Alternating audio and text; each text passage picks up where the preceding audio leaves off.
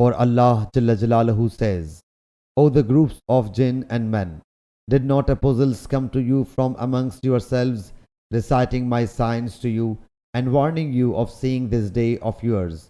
They will say, we bear witness against our souls, and the worldly life deceived them, and will themselves bear witness against their souls that they were infidels. This is so because your Lord destroys not the town unjustly while their people are unaware. And for everyone there are degrees in accordance with their deeds, and your Lord is not unaware of their actions. Surah Jinn, verse 13.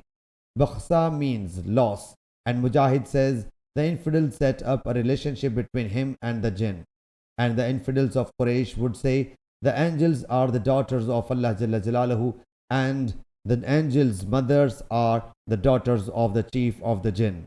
And Allah Jalla Jalaluhu has said, undoubtedly the jinni know that they will be necessarily presented for reckoning.